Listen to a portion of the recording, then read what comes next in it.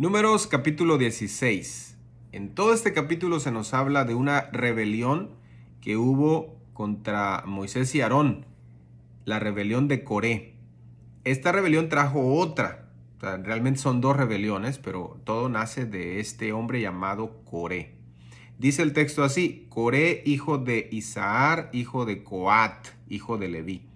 Esto quiere decir que Coré era de los coatitas o de la familia de Coat.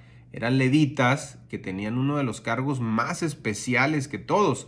Si recuerdan, eran los que trasladaban las cosas santas del tabernáculo cuando Aarón y sus hijos las cubrían y se trasladaban de un lado a otro en el desierto. Ellos eran los encargados de llevarlas. Bueno, este Coré de esta familia, a Datán y Abiram, estos tres liderados por Coré, hacen una revuelta, una rebelión contra Moisés y Aarón.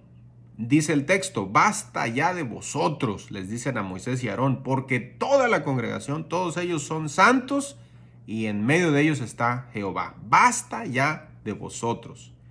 Es decir, los estaban acusando públicamente de ser líderes orgullosos, totalitarios, una especie así como de gente que no les importaba a los demás y eran líderes, y lo hicieron públicamente frente a 250 príncipes de la congregación. Dice el texto: varones de renombre. Era una acusación muy seria.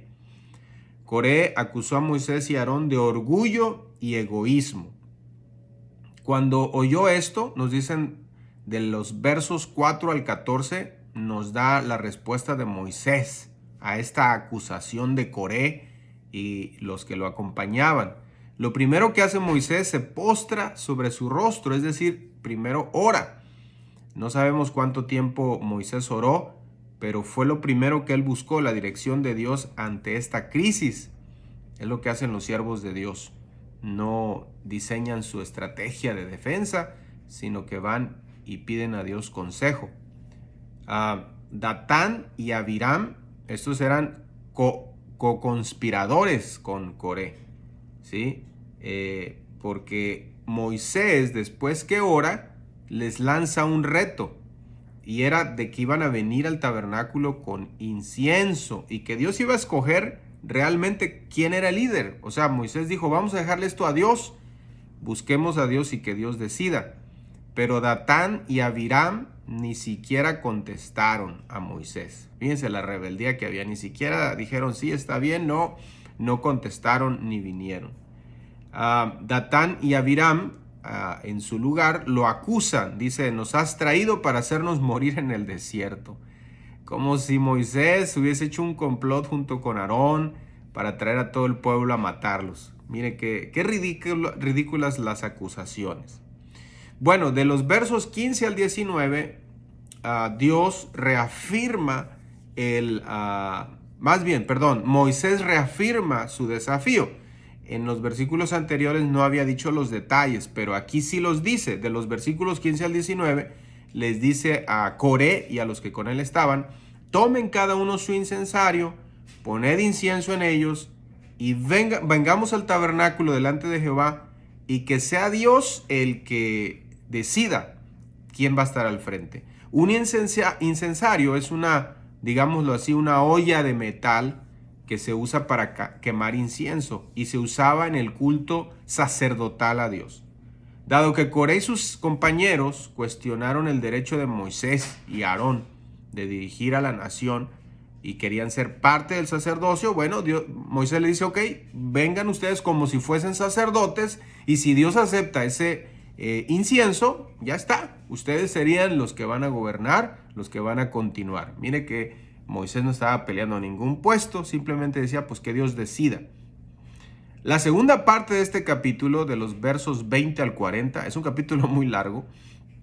Dios afirma el liderazgo de Moisés sobre la nación de Israel. Dice el texto: entonces la gloria de Jehová apareció a toda la congregación, y Jehová habló a Moisés y a Aarón diciendo: apartaos de esta congregación y los consumiré en un momento.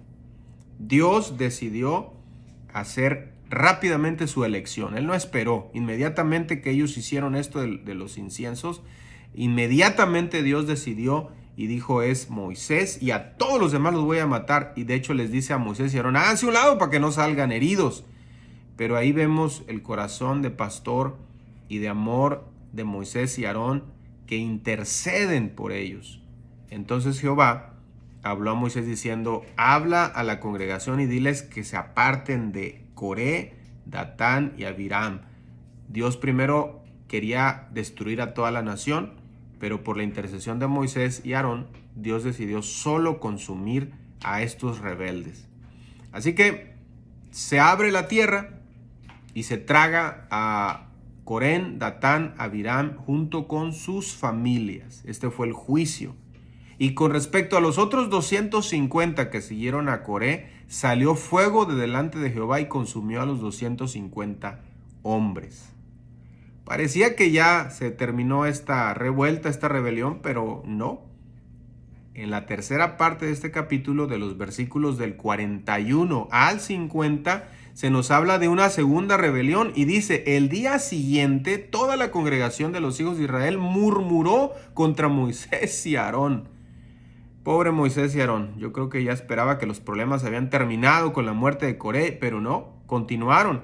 Y el pueblo empezó a murmurar diciendo: habéis dado muerte al pueblo de Jehová. O sea, lo acusaron a él de que por culpa de él habían muerto Coré y sus familias. Obviamente no era culpa de Moisés, sino de la rebelión. Y Moisés lanzó el reto y Dios contestó. Ahora, ¿cómo reacciona Dios ante esta otra rebelión? Pues de la misma manera que con Coré les dice: quítense porque los voy a matar a todos. Y inmediatamente el pueblo se postra sobre sus rostros y sucede algo extraordinario. El juicio comienza y empiezan a morir.